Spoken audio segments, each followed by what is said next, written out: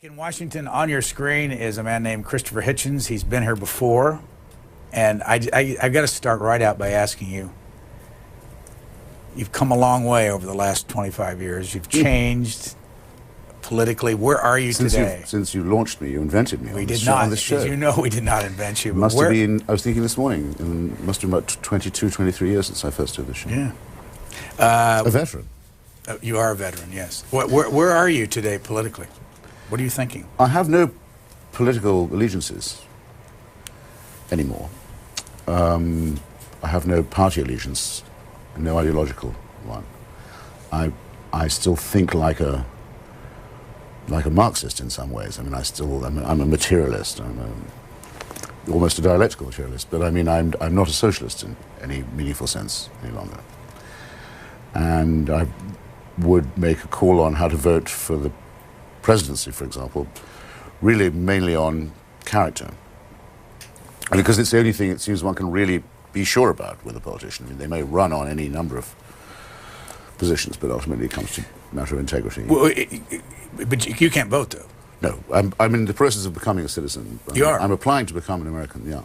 And I thought I was cheating the country of its dues in a way. I mean, I've been living here with a green card for a long time. After September the 11th, I thought, well, actually, I feel American. I think I've been here long enough. My children are American. I probably ought to just come right out with it. So if you could go into the booth on November 7th and vote, and you had two choices, and we don't know whether there'll be another choice or not, John Kerry, if he's the nominee, and George Bush, what would you do? It would be extremely difficult. But I mean, at the moment, I'm a kind of single-issue voter. I would vote for someone I'd want to be sure woke up every morning wondering how to take the war to the enemy. And it really does wake up that way. And that would suggest a vote for George Bush. Well, and his team. It's not just a matter of him, but there are people who work for him. Most notably, I think, Paul Wolfowitz, who are really serious about regime change in the region, who've got some achievements to their credit now, and against proliferation and for disarmament, which has been actually not enough credit, it seems to me, is given here to the administration. Extraordinary record on that in the last few months. You know, and on, really deciding that we are in a war and we were in it for a long time without realizing it. And now it's a matter of becoming as inventive and intelligent and ruthless as we can be. I don't get any of that from Senator Kerry at all. Senator Kerry seems to be running for therapeutic reasons to me. Gives me that impression. For what reason? Something weird about him. As if he's in politics to pacify demons. And also that he's in politics for too many banal reasons. I mean, he's been around for a long time. As you can see if you look at his record of donations and the rest of it, he's become a fairly routine guy and very much business as usual lobbyist fodder. I wrote a column for Vanity Fair a few years ago, well, nearly 2 years ago now, saying, watch out for John Edwards, which I'm rather proud of now. I thought he had real character and the possibility of making a really good candidate, and I still do think that. If it was Edwards versus Bush, I'm not so sure what I would do. How many people do you find in the world out there that you deal with that are like you on this? How many people are, most of our callers feel very strongly on both sides. Not many nuanced callers. Well, the number of people who were always solidly in favor of, say, regime change in Iraq, I don't think was ever more than about 1%. People who really thought it was, in fact, I'm sure it was less than that. There were a few hundred of us who had thought for a long time that the confrontation with Saddam Hussein was unpostponable, or at any rate, inevitable, inescapable. And there were potential majority of people willing to support that policy if it was enacted, but with great misgivings. I think partly because a lot of people don't know much about Iran. Have you seen this story from the Daily Telegraph in London on the front page of the Washington Times about Ahmed Chalabi? I have not. He's quoted, the story says, an Iraqi leader accused of feeding faulty pre-war intelligence to Washington said his information about Saddam Hussein's weapons, even if discredited, achieved the aim of persuading the United States to topple the dictator. Chalabi, let me go to the back page because he's quoted as saying, top religious rights activists have been burning up the telephone lines, sharing what one privately called their apoplexy over Mr. Bush's failure. No, wrong story. I'm sorry. They're both, yeah, don't be laughing. No, That's not funny. We are heroes. I was just wondering where the religious right came in. Here we go. Yeah, it's another story. We are heroes in error, he said in Baghdad on Wednesday. As far as we're concerned, we've been entirely successful. Our objective has been achieved. That tyrant Saddam is gone and the Americans are in Baghdad. What was said before is not important. Yeah, that's... I hope he was smiling when he said that. I've met Dr. Chalabi. I rather admire him. He's a very brave and extremely brilliant man. That suggests he's a bit more cynical than I think he is. The question, I think, for everybody on this is as follows. I wrote a little book about Iraq on this subject, in which I said that I thought that the threat from Saddam's weaponry was more latent than blatant, that it was something potential that he was working on, that he was trying to recuperate, but there wasn't any immediate danger from that quarter. The reason I said that, by the way, was because all the opponents of the regime change policy kept on about how many weapons he'd got. If you recall, the possession by Saddam Hussein of weapons of mass destruction was an argument against removing him because it was just too dangerous to try. And I was arguing against that, and I said, I think his possession of the weaponry has been overstated. But in another way, it's impossible to overstate it because he was the only dictator in the region who had a track record not just of developing and possessing these weapons, but of actually employing them within his own borders as well as outside them. And so anyone who was going to argue for giving him the benefit of the doubt, I think, would have had far more explaining to do. For example, German intelligence told Chancellor Schroeder that they thought Saddam Hussein was within 12 to 18 months of a nuclear weapon. I don't think that can possibly have been right, but German intelligence was convinced of it. You're not going to tell me that Schroeder told German intelligence to come up with this, or that they came up with it for a political reason. Clearly they didn't, and it was very unwelcome news to their chancellor, who carried on as if what he'd been told wasn't true. Same with the French, who perfectly well knew about Saddam's weapons because they had, in the personal form of President Chirac, built Saddam Hussein a nuclear reactor. Not very long previous to that, it had been disabled. But when they built it for him, they knew what he wanted it for. So this argument does not cut at all, to me, along the grain that is complacently assumed at the moment. Let me get a call in here. Freehold, New Jersey, for Christopher Hitchens. Good morning. Yes, good morning. I see we're getting right into it. Yeah. Yes. Okay. Yes. Good morning. Mr. Hitchens, good morning. I very much respect your work, and I found you to be one of the most compelling authors in the lead-up to the war, especially in Iraq. Thank you. I was curious, we've been very successful on the military plane in taking the war to the terrorists. I was wondering how you felt we could be more successful on the plane of ideas in winning the war on terror. Well, I think it'll depend a good deal on something that's happening.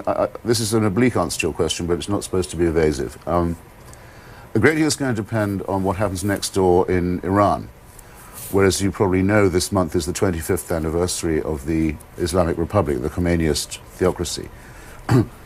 That theocracy is obviously failing, in fact has failed, and has tremendously alienated the Iranian population, who are being offered, as you'll also see from today's headlines, a completely bogus election in which candidates are weeded out in a purely arbitrary manner by an unelected guardian council, so-called, of religious zealots. Now, if you contrast that to the way that the election, however chaotically, is being prepared for in Iraq, I think everyone should be, excuse me, so sorry, willing to concede that the only country in the region where serious democracy is in preparation is in Iraq. And if that works, then the terrorists are going to feel extremely isolated, and we know this because of a recent captured document, which I have every reason to think is genuine, from Mr. Zarqawi, an al-Qaeda sympathizer of Jordanian extraction, who was incidentally in Baghdad well before the intervention, and was an honored guest in Iraq well before that. He's produced a document he was caught smuggling out. His courier was caught smuggling it out towards Afghanistan, saying, look, if it goes on like this, we're going to lose, because we'll be shooting Iraqis and not Americans, because the people will turn against us and we'll be isolated and, as he put it, suffocated. His proposal is to try and start a religious war between the Sunni and the Shia. But now they know that that's the plan, So if a car bomb goes off in a Shia neighborhood, as it just recently did, people aren't dumb. They know this is an attempt to make them retaliate against their Sunni neighbors, and I think they're mature enough not to do so. So there's everything to play for in this field, but I think there's every reason to think that we have some advantages too. Cree, Georgia. I'll just say, by the way, if you look at you must look at the Zarqawi document and read it in. Where can you find it? Well, I'm actually the longest report on it, quotation extract from it, was in the Washington Post op-ed page, I think 2 days ago. I should know Zarqawi, Z-A-R-Q-A-W-I. You can probably Google him by now. He's got quite a lot of track record. Read that document, and by the way, ask yourself, if that document and the plan it contains of starting an ethnic terrorist warfare in Iraq to ruin Iraqi society isn't evil, then I'd very much like to know what is. Cree, Georgia, you're on the air. Acre, Georgia. Yeah. Acre, Yeah. Georgia. Yeah. Okay, Mr. Hitchens, you know, the United States is not a monarchy. I can't hear him very well, I'm awfully sorry. We'll turn it on. That's Can better. you hear me now? Yes, I can. Okay.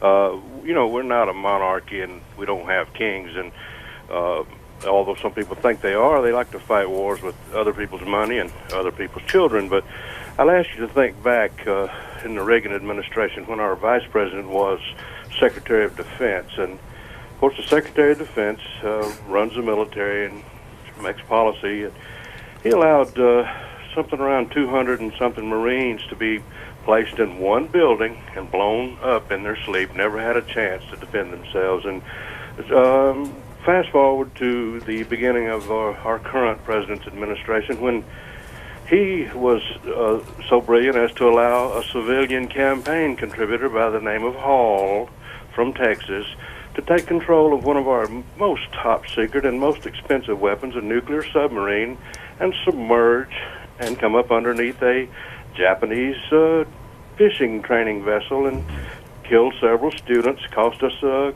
great deal of money to settle those death disputes, and I'm sure that they didn't take the nuclear sub down to Earl Shives and get it repaired, so no one really knows what that cost us. Got the point, caller. You may have done. I wasn't sure where he was going with that.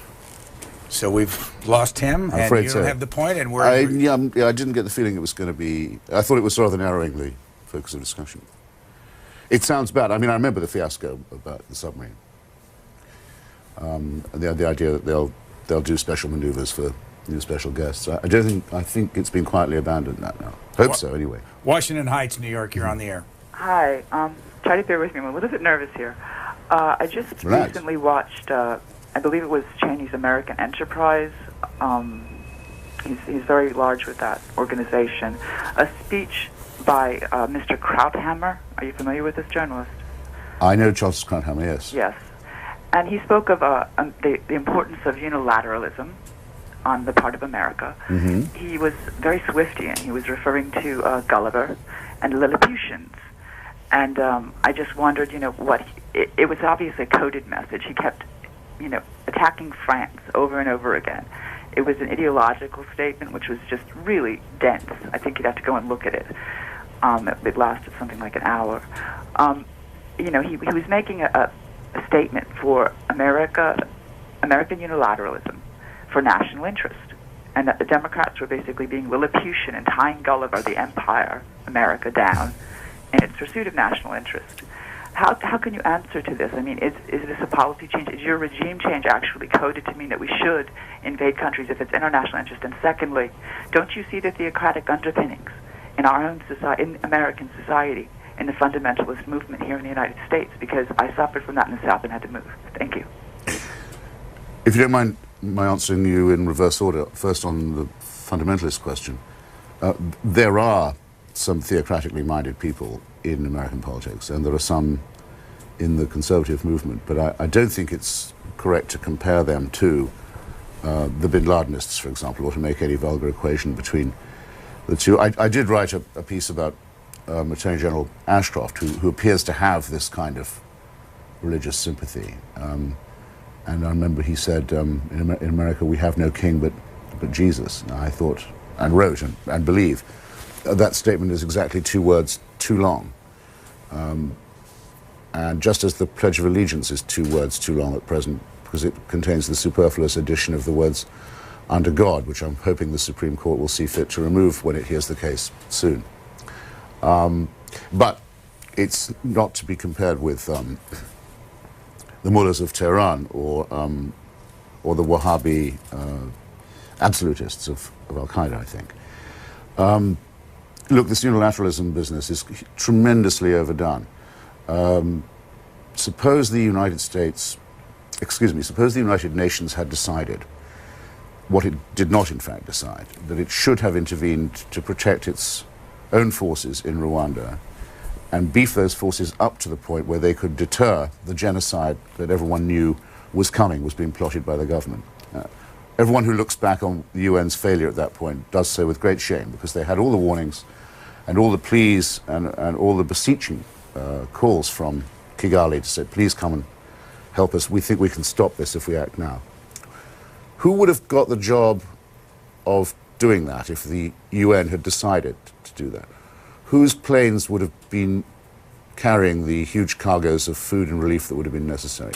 Whose soldiers would actually have been deployed? It would have been the United States every time. Whenever the international community wants something of this kind done, it does in fact turn to the US. I think that means the US has some rights of special consideration in consequence. And I will believe the good faith of the term unilateralist if I ever see it applied to French policy, which I never have. The idea that the United Nations is perfectly okay under the subject of a veto from France seems to me far more of an offense to the idea of an international order than the willingness of the United States to act in the spirit of United Nations resolutions in, for example, the case of Iraq. For Christopher Hitchens, Edwardsburg, Michigan. Go ahead, please. Yes, Mr. Hitchens, I've always enjoyed your commentary, especially as a, I guess, reformed socialist. Recovering. I was recovering, excuse me. Your support of Paul Wolfowitz surprised me. Mr. Wolfowitz and the neocons were supporting, in my view, a proxy war for Israel long before September 11th. And after September 11th, I joined their side. Prior to that, I was opposed to it. I think a couple of key factors here are the nuclear capability of Israel. I'd like to hear your comments on our complicity in them acquiring that. And, of course, the Muslims through Pakistan have countered that to some extent.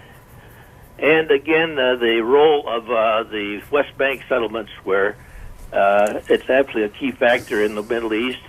And Ariel Sharon continues to thumb his nose at us and take our money, including a $10 billion guarantee to build the wall. I think are tremendously important factors. I'd appreciate your comments.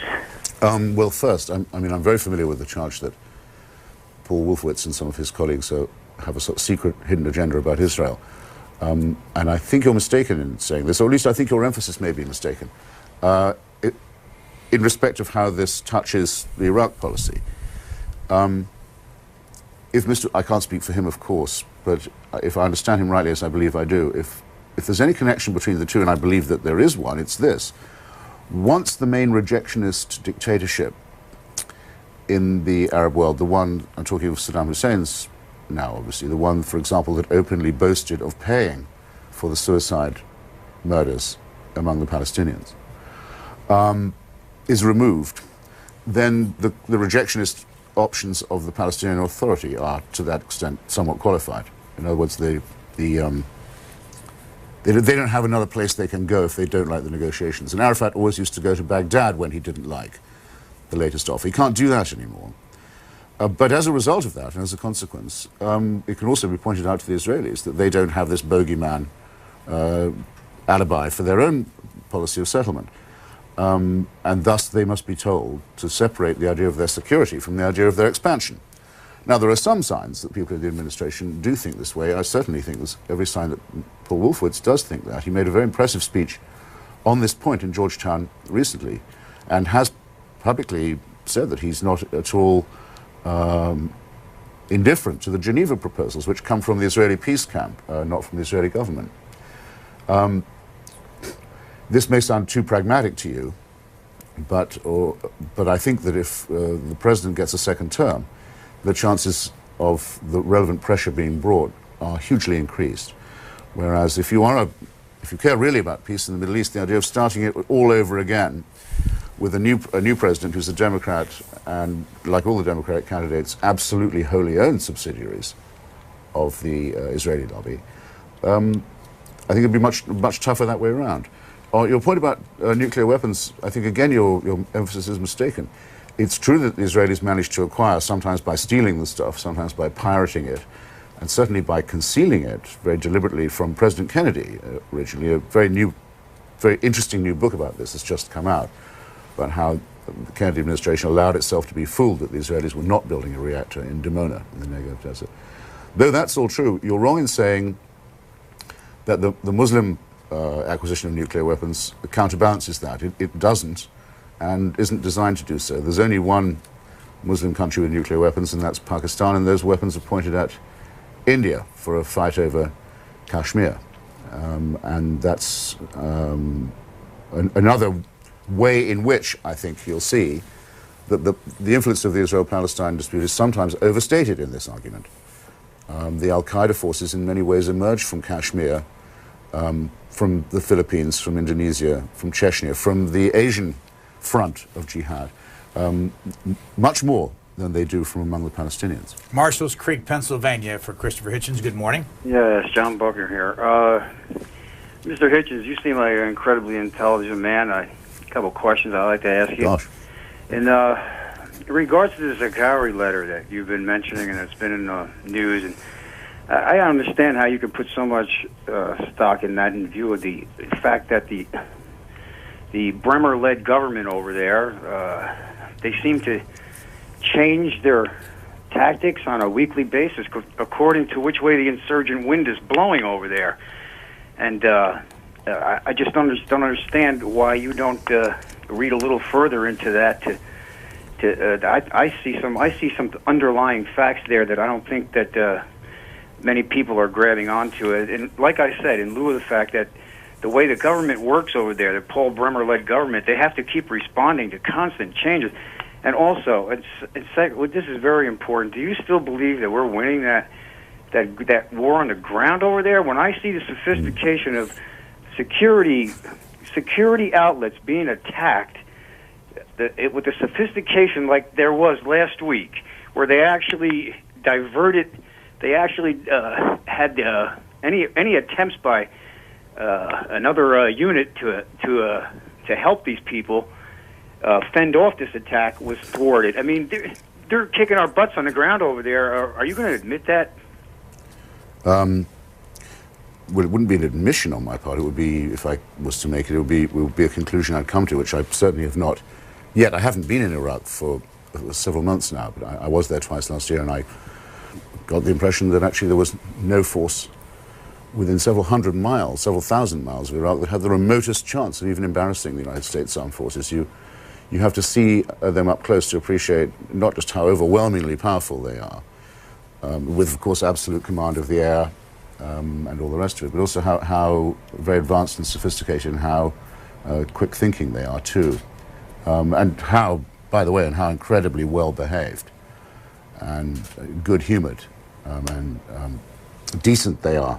And what an example they set to everyone here as well as everyone in Iraq. You didn't show to me any connection at all between the Zakawi letter and what you called the Bremer-led government. I mean, the Zakawi letter is revelation, one, of the extreme desperation, and two, of the extreme ruthlessness, cruelty, and wickedness of the al-Qaeda insurgents, as you call them. I regard them not as that at all, as professionalized, jihad-oriented fascists who enjoyed hospitality and training from the Ba'ath Party when it was in power, and who, with its remnants, are conducting a very filthy form of holy war, which it's essential to defeat. The changes in Mr. Bremer's style and strategy that you allude to do not come from the insurgent wind, as you call it. They come from a fact that's innate to Iraq, which is that there are, roughly speaking, three communities that make up the Iraqi state, the Iraqi society. This is overstated, by the way. I've never met a Shia family that doesn't have, say, a Kurdish cousin or a Sunni in-law. And by the way, vice versa. Iraq 101 shows an enormous amount of intermarriage and interrelationship. These blocks are not by any means pristine or homogenous. But there are discrepant interests between the Sunni Kurds, the non-Kurdish Sunnis, and the Shia. And these are going to take a lot of very careful handling. That's why I believe the developments in next door's Iran, which have demonstrated to all Iraqis that theocracy is a dead end and democracy is essential but difficult, are going to be very important. But what they do show is that the United States has got itself on the right side of history in this region. It is the only one that is sponsoring democratic pluralism. Houston, go ahead, please. Yes, I wanted to ask what Mr. Hitchens knows about Mr. Soros, who is so strongly opposed to President Bush. I've met Mr. Soros once. He's a very impressive fellow, Hungarian by origin, Hungarian Jewish, financier. He even says, you know, he makes jokes sometimes saying he's almost a classic figure of anti-Semitic paranoid fiction, because there he is, the secret financial manipulator. He once, I remember, lost me a lot of money because he intervened to bring down the value of the pound sterling, which I had a few examples of this great currency saved up in London, and I think he reduced its value by about 35 cents in a day by some deft currency speculation. He's made himself a vast fortune. He runs something called the Open Society Institute, which has involved itself in human rights activities around the world. He's very interested in liberalizing the drug policy of the United States. He's in favor of, I think he would call it decriminalization of at least some narcotics, including marijuana. I'm with him on that. And he seems to have, I've noticed it lately, conceived an extraordinary dislike for the president and for his Iraq policy. It's true of a very large number of people. I know a lot of these people, basically liberal, humanitarian, human rights types, that they have a lot of difficulty giving the president the credit for having, as it were, freed more prisoners and liberated more territory and brought down more dictators than the combined efforts of the human rights liberals have done. But I think there may be a little bit of penis envy here, if I'm allowed to say penis envy on C-SPAN at this advanced hour. George Soros has a book out. We interviewed him for book notes, and it's scheduled in the next couple of weeks, and it's a long discussion with him about what he stands for, where he's from, and how he got to where he is, if you're interested. Chapel Hill, North Carolina, for Christopher Hitchens, you're next. Yes, good morning. Good morning. Yes, Brian, I just want to make a comment to you first, and I got a couple for Chris there. I know you're a little sensitive about Israel and what have you, so I'll be brief, but I'm not anti-Semitic or anything like that. And then again, we got to wait 30 days between calls, so don't hang up on me, okay? Mr. Christensen, I know that all warfare is based on deception. If that's true, okay? We went into Israel because of Iraq shooting those Scuds over at Israel, and then when the Deuce got in there as president, Sharon came down and verbally reprimanded him and told him, hey, this is what we got to do. Now, if you want peace in the Middle East, you got to get rid of three guys, okay? You got to get rid of Arafat, Sharon, and that Netanyahu is getting ready to come back up in it. You can't ask, and I like your comments on this, you can't ask Arafat to conduct foreign policy by putting him in a bedroom with an Abrams tank sitting outside, giving him a big lighter and a 5-minute cell phone light, and ask him to conduct foreign policy. What is your comments on that, please? The Palestinian Parliament, this is taking you back about 18 months or so now, I would guess. The Palestinian Parliament voted a motion of no confidence in Arafat's choice of a cabinet. They voted his cabinet out in what was an unprecedented piece of regime change, if you like, among the Palestinians. I would say this was about 12 to 18 months ago. And they were about to consider a resolution, in effect wondering whether they should renew Arafat's mandate as the leader of the national cause or as the negotiator. I think there was a good chance of that resolution being passed, which would have been an extraordinary thing for the Palestinians themselves to say they had no further confidence in Arafat. And at that moment, General Sharon sent his tanks into Ramallah and sort of isolated Arafat and made a cause of him. And I have never been able to shed the impression I got that day that Sharon wanted to keep Arafat for his own purposes, that in a sense they need one another. And I haven't ever since lost that impression either. There's some reason to hope that General Sharon will be removed for quite a different reason, because of a corruption investigation that's now going on. I wouldn't be that happy to see Mr. Netanyahu back either, but I think it would, even that would be an improvement over the appalling thuggishness of the present Israeli leadership. Brian's Kansas, good morning. Yeah, this is Ted Starnes. I'm a first-time caller. Welcome. And I'm muting my TV so I can hear you now. I got a couple comments for President Bush. I think he's a great president. The sniveling Democrats are worrying about their jobs being lost overseas, and the taxes are being forgiven for those that move their jobs overseas. But they got to realize that there's sleeper cells here in the United States. There's a lady just on TV, C-SPAN, the other day, and she was born in Iraq, and her dad was eventually killed over there. She went all over the world studying and learning about these people. She was a caller that they didn't understand or didn't know that she could speak their language. Just like here in the States, she's been going to these mosques, and she's learned a lot of information about Al-Qaeda over there. She's read all these books and whatnot on Bush and the dynasty overseas, but the negative part about that, they don't really understand that all these people that's crying, the firefighters, police unions, and the factory workers, and all these that don't make under $200,000 about the taxes. If they would get out and vote, the Democrats just won't vote. That's why Bush beat them in Florida, and that's how he's going to beat them again. There's a war going on. There's something else going to happen before his election time's going to happen, and the war will go on, because this isn't something that's going to be taking care of itself within one presidency. It's going to fall over into the other. It didn't start overnight, and it won't be finished overnight. Thanks, caller.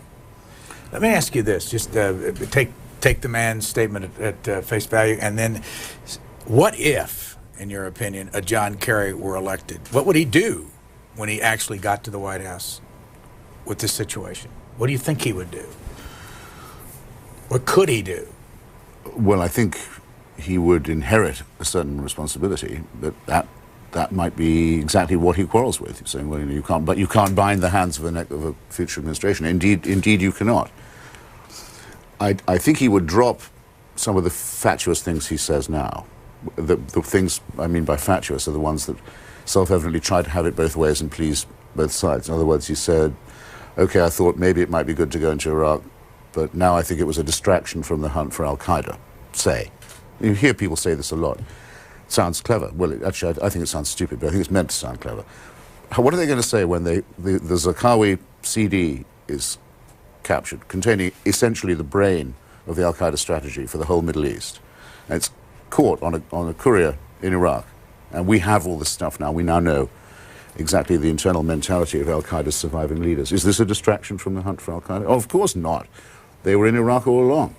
But so Kerry would have to stop saying things like that. He'd have to step up to the plate and realize he was now commander-in-chief. And I'm sure he would conclude that it would be incredibly rash to do anything more than stay the course in Baghdad. Christopher Hitchens has an article in this magazine on our table here, the March 2004 issue of Vanity Fair. Passion Play, Mel Gibson's Bloody Gospel. We'll ask him about it in a moment. But first we go to, let's see, we got Suitland, Maryland on the line. Go ahead, please. Hi, Mr. Hitchens. Morning. This has been a very fascinating show this morning with you. I have watched you in the run-up to the war all over C-SPAN, supporting the Bush administration every step of the way. So I think it's disingenuous for you to act like, at the beginning of this interview, you were sort of trying to play like you were in the middle and so forth and so on. This war is actually... Don't remember doing that. Yeah, you did. In the beginning, you were trying to act like you weren't quite so sure, and then you finally wound your way around to you want the person that's going to take the war to the terrorist or whatever the case may be. But I remember all those debates, and I remember you talking about the weapons of mass destruction. They don't exist. And this came from a Republican partisan. David Kay was Bush's man on the ground in Baghdad who was sent there to find the weapons. This man is voted Republican. He's donated to Republican campaigns, and he was Bush's boy. And he came out and he told the truth. Now, I do want to give you a little bit of credit, and this is my final comment. This is for you calling Henry Kissinger a war criminal, because he is a war criminal. But my concern is we have some war criminals right here in this country, and you need to investigate that. Well, thank you for reminding people about the Kissinger point. Which, by the way, the Kissinger book is in paperback now, available at fine bookstores everywhere. I can't have been as disingenuous as you allege, ma'am, for this reason. I published an article in favor of regime change in Iraq probably about 7 or 8 years ago, I think, in the Nation magazine. I've taken that position for quite a long time. Took that position when George Bush did not take it. George Bush, if you remember, ran against Al Gore because he said he was against nation building. He, Bush, was against it. He wanted to consider lifting the embargo on Iraq and stopping the no-fly zones that were patrolling northern and southern Iraq at that time. And in every way showed very pronounced isolationist tendencies. So when I say that, for me, the cause of regime change and the fight against Islamic jihadism is the main thing, and the second thing is which candidate, I'm perfectly serious about it. And if I thought Bush was wavering on it or incompetent, I don't have any skin, as it were, invested in him beyond that. As you know, just turning to your weapons point, we are now able to say that Iraq is disarmed, but we would not have been able to say that without regime change. Iraq has now been inspected. We don't know where those weapons went yet. It was Saddam's responsibility to submit them for destruction and checking and so forth, and we hope perhaps that he did destroy them, but we can't verify that. I'm not sure that everything's yet completely been found, but what I did say before the war, which is that if you want real inspections of Iraq, you have to be for regime change in that country, has been amply vindicated by David Kay, among other people. San Dimas, California. Good morning, gentlemen. Morning. One thing I would like someone to ask both Kerry and Edwards, because they wanted to wait, and obviously they were victims of how they voted, or at least Kerry, because they had the same intelligence, but they would have waited until Uday and Qusay were in power. It's just mind-boggling. What has happened in Iraq in less than a year is monumental, and I just don't understand the people's lack of patience for this huge undertaking. Thank you very kindly. Well, good for her. This article in Vanity Fair on Mel Gibson. Why were you moved to write about it? It seems like every newspaper has massive amounts of copy on the Mel Gibson movie. Yes. He's done well in marketing? Yeah, I think that's innate in the project in a way, because the argument is about, has he offended or will he offend the Jewish community? Is it going to create a sort of sectarian culture war in America? And I think that's what the marketing tool was. I mean, I think Gibson set out to create such a row, and very cynically, with a terrible movie, ignorant. Have you seen it? Yes, I've seen it. Philistine, ignorant. When it isn't luridly sadistic and demagogic, it's fortunately very boring.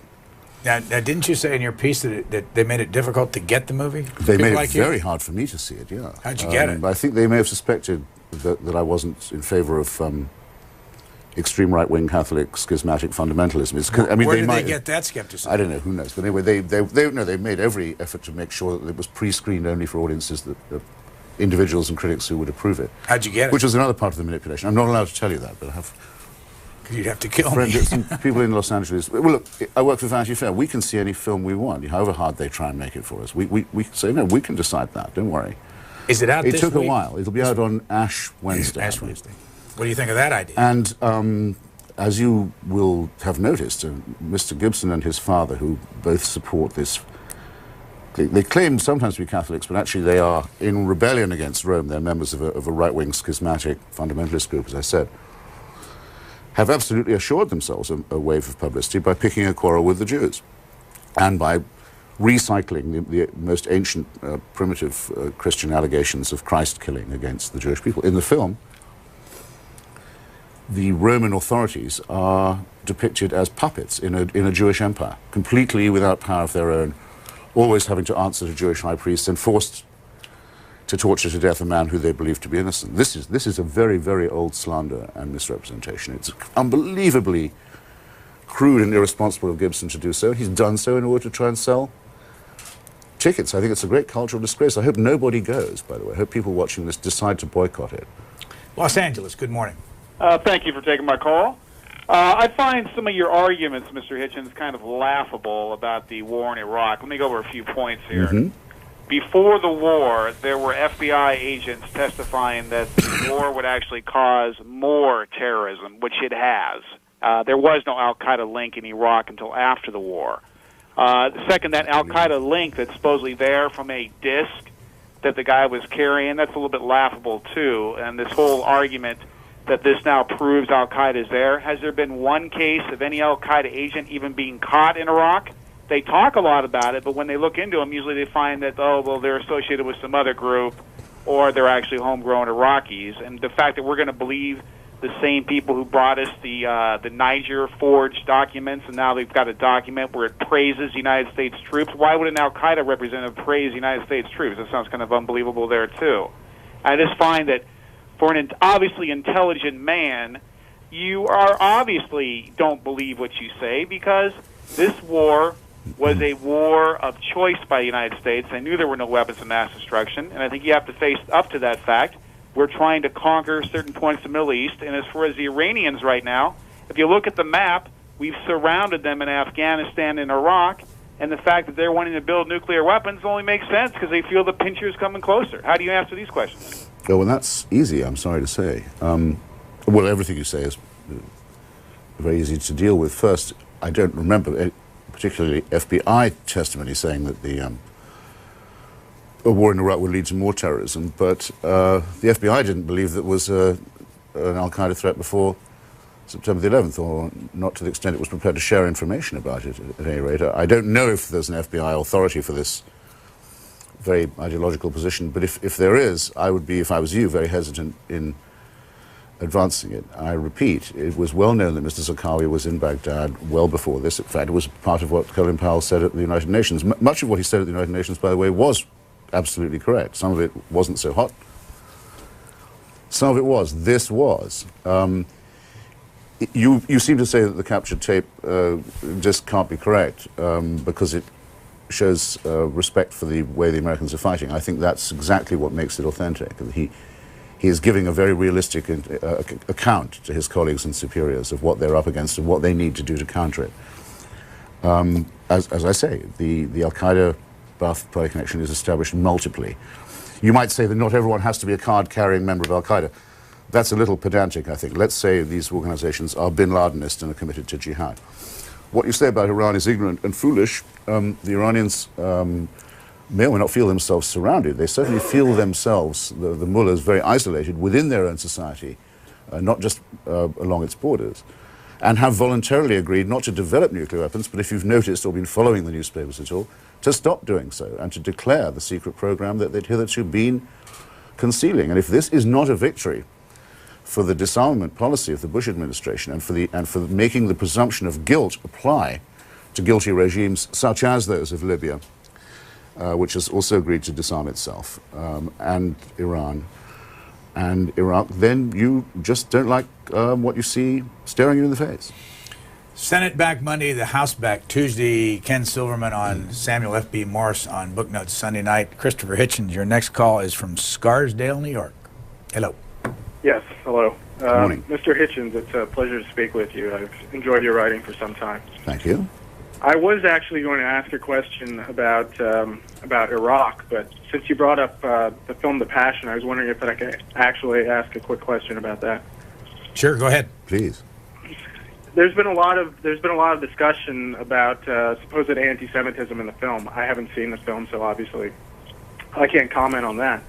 But one thing that I have noticed that kind of disturbs me is the fact that he apparently was going for accuracy, historical accuracy, but yet every actor I've seen in the film is of European descent.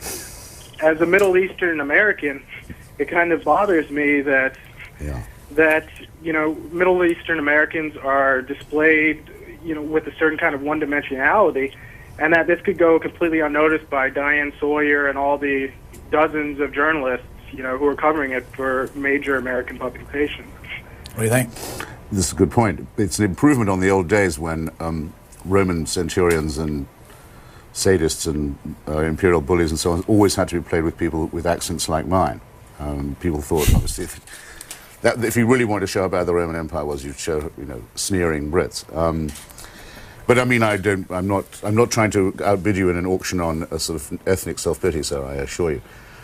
You're right, but that would be the least of it.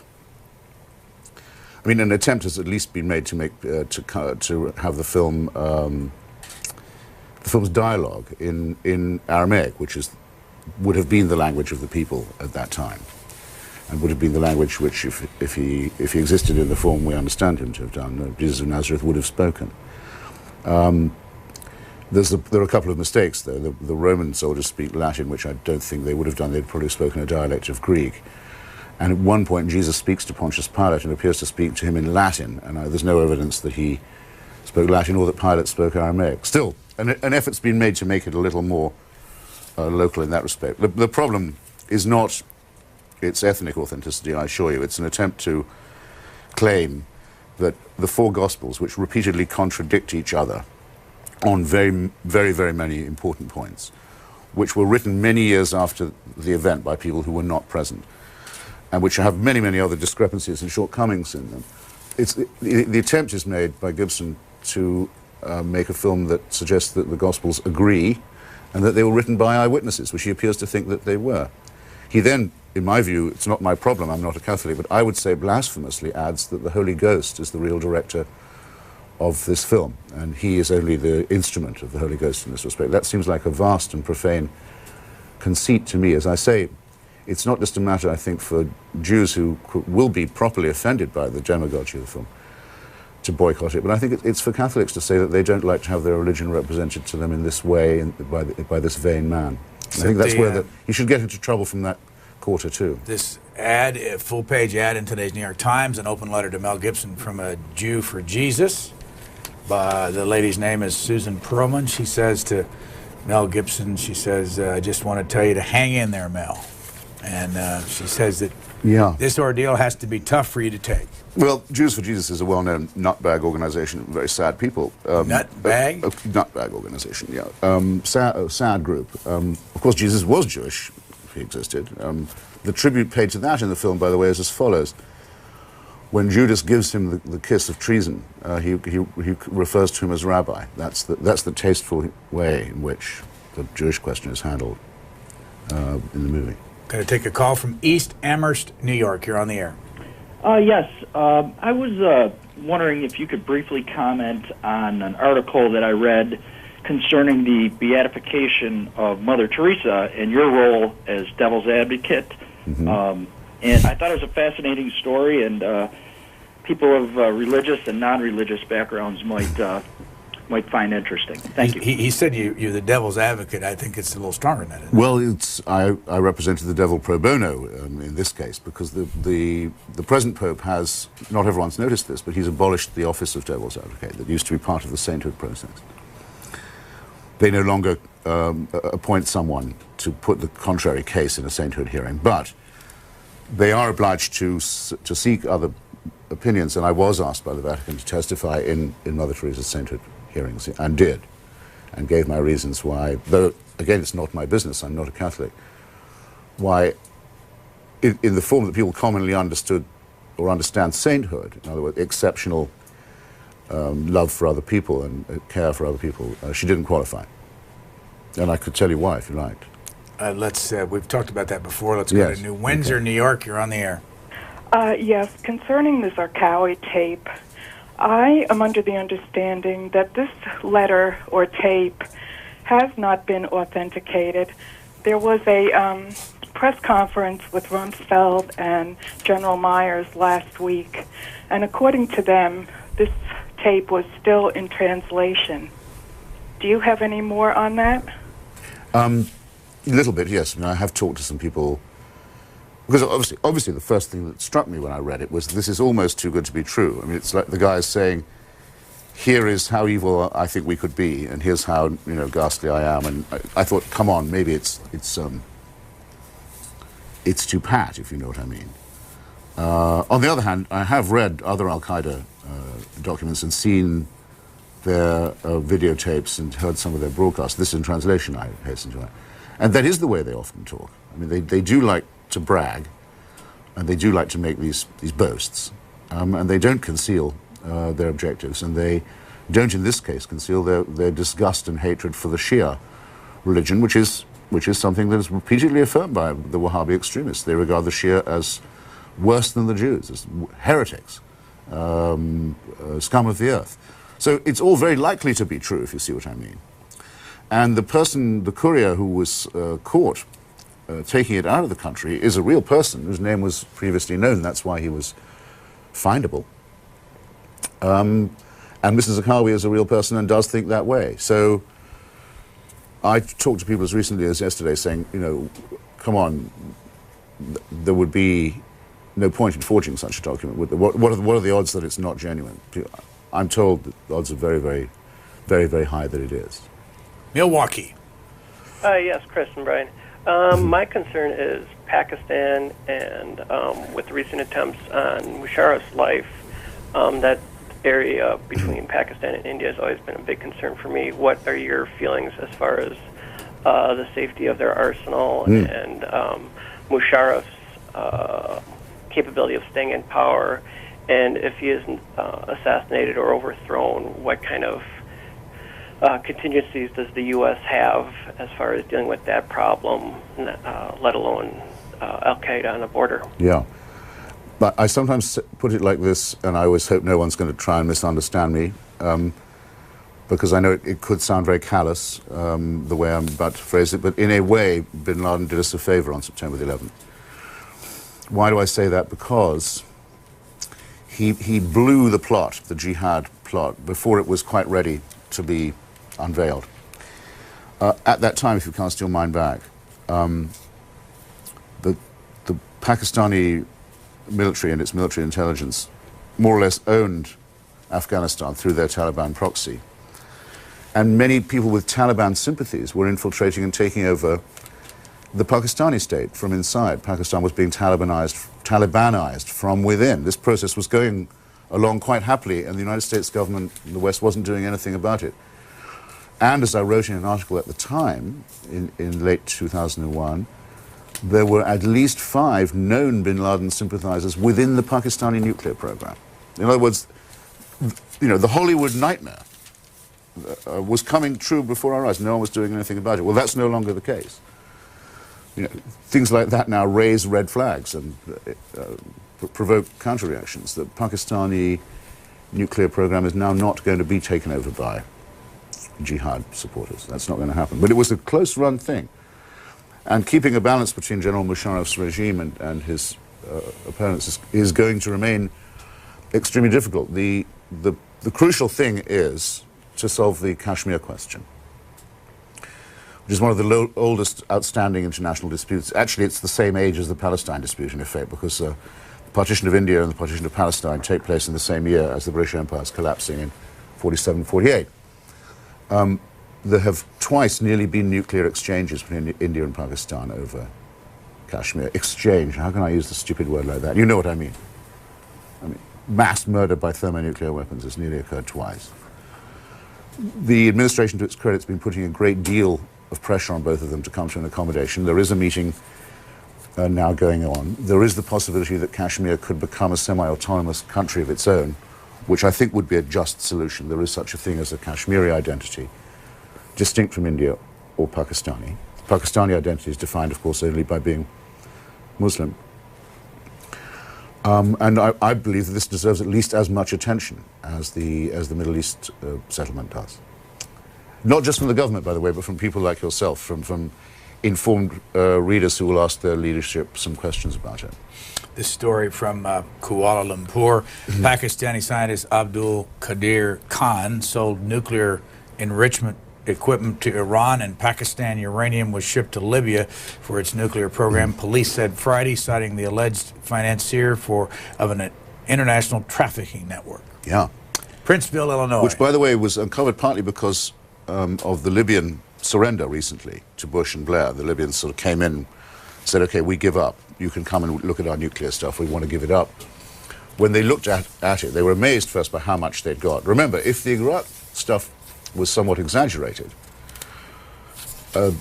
the holdings of material by Iran and Libya and Pakistan were very, very greatly understated. Bear that in mind when you think about who to blame and for what.